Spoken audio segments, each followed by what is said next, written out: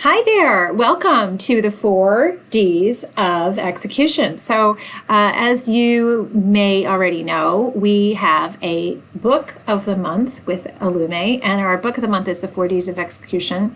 And there's more information about that on our website, at our blog, as well as within our employee training this month. You can learn about it. What I wanted to do is sort of harness this time to quickly run through an exercise to help you embody and use the 4D's of execution in your own life. And then you'll be able to see how it could apply to a company. So the 4D's of execution, they are as follows. Number one, to focus on the wildly important. So you're going to select something that is wildly important to you. Number two, you're going to act on what we call lead measures. So we'll talk about what that is in a few minutes. We're going to keep a compelling scoreboard, a way for you to keep track of how you're doing. And you're going to create what they call a cadence of accountability. So a way for you to make sure that you get to your goal. Okay? So we're going to do an exercise to use these 4 disciplines. All right, so here's what I want you to do. I want you to take out a piece of paper, push pause if you don't have one, grab one, and I'm going to ask you these questions. And for each of these 6 questions, I invite you to write down an answer or journal. So the first question is, what is something wildly important to you in your life that you would like to make better? Something that you would really like. You want to identify something that, gee, if I would feel so excited if over the next 3 months I were able to make this change. Maybe it's that you want to start a savings account and save your first $1,000, or maybe it's that you want to lose 10 pounds. Or maybe it's that you want to implement for yourself a practice of meditation. Maybe it is something related to exercise. All right. Maybe you've been wanting to write a book and you want to write your first 3 chapters. Okay. So think of something that is wildly important to you. Maybe it's that you have something going on in your marriage and you want to improve it.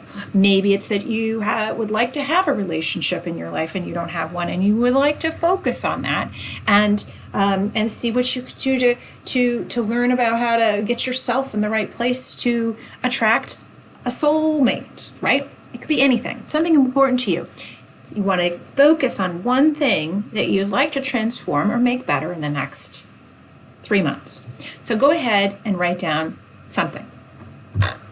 Number 2, now that you know that you want to focus on this one thing, it's important to make this one thing specific and measurable and like a goal, right? Turn it into a goal. So, okay, so maybe you want to lose weight. So to make it a SMART goal, specific, measurable, achievable, time-based, goal, did I get them all?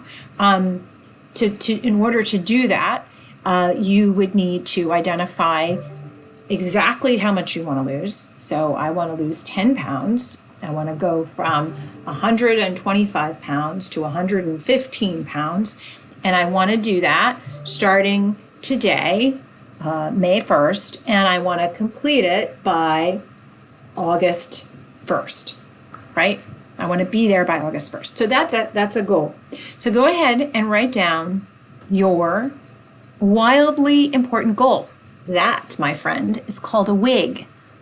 So go ahead and write down your WIG. Number 3, what would be 3 things, habits or practices that you could do each day or week, but really each day would be best, that would lead to the achievement of your goal? So back to this goal of losing 10 pounds over the next 3 months by August 1st. what would be things that you could do every day that would ensure you get there? So I might choose these to be 3 practices. So the 3 things that I might do would be, maybe I track my nutrition, write down everything I eat every day, and choose to stay below 1,800 or 1,500 calories, whatever I decide. And I track it and I add it up in an app or in a diary. That's something I'm committing to do every day. So I have the power to do it. It doesn't take, as long as I have the ability to willfully track it and do it. Number 2, I might decide that I am going to exercise at least 10 minutes per day, 5 days a week, right? Totally, you could do that. So that's another second thing, habit or practice that you could do. The third thing that might help to ensure that you get to that goal is you might decide that you're going to drink 8 glasses of water every day that you track. Or it could be that you decide you're going to eliminate sugar from your diet for these days, or every day except for 1 day a week or something like that. So identify 3 things that you could do, habits, practices, every day or every week or so many days per week, that would, if you did those 3 things, well, of course, you'd lose weight. You'd get there. So go ahead and write down what those 3 things are. And this is the answer to question number 4. So these are the 3 things that the leading habits you intend to practice, that's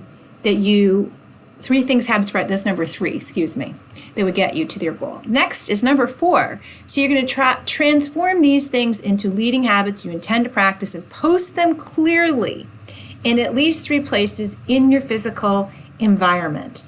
And so I would recommend that you, let's say it was those 3 things, under 15, track eating under 1,500 calories a day, exercise 10 minutes a day, 5 days a week, and drink 8 glasses of water.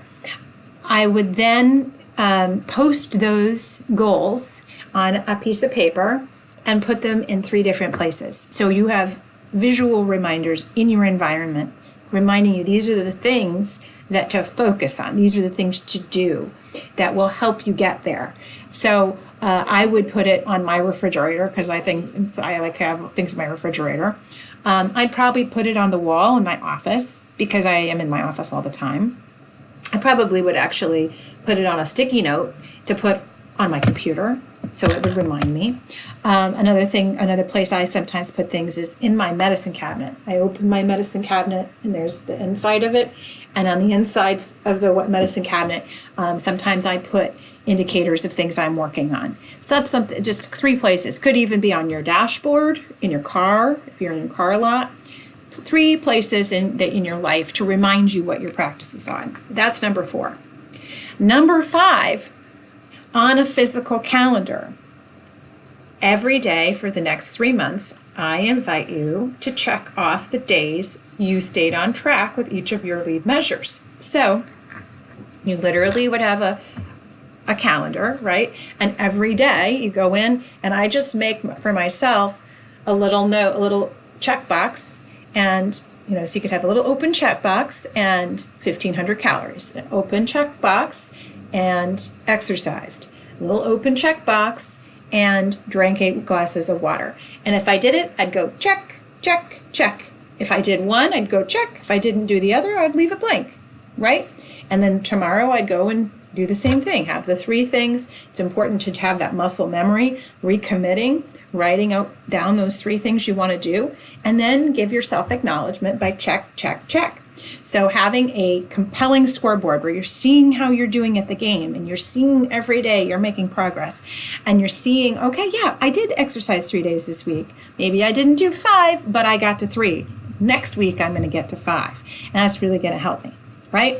So these are the things that you're doing to keep a compelling scoreboard. Next, you want to create a cadence of responsibility. And so that's number 6. What could you do to help you stay accountable? And the book 4D's of Execution talks about accountability to a great degree, and I highly recommend that you read about it. But accountability can be a lot of different ways. I have found in my own experience having an accountability buddy, somebody that I talk to on a daily or weekly basis and exchange how we did. Okay, so you just meet with them and you say, how are you doing on your goal? And say, well, I did pretty well. I did 3 days a week where I ate 1,500 calories or less, and 2 days a week where I had my exercise, and every single day I got my water. So and then you'd be able to say, okay, well, what do you hope to achieve in the next week? And in that next week, you're able to say, okay, I really want to improve on the 1,500 calories, or I really want to improve on the water intake, or I really want to feel just like I even got my sneakers on, right, to go out and exercise. So having somebody that you can talk to is one great way.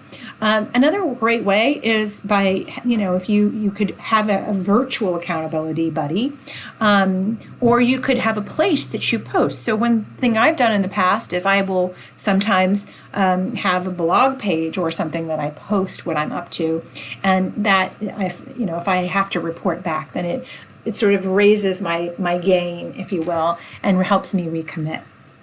So these are just some examples of how you could do it. These are the 4Ds of execution. I hope that it is helpful for you. In part of this month's cultural quiz, I'll be inviting you to share with me more about what you just discovered in these 6 steps.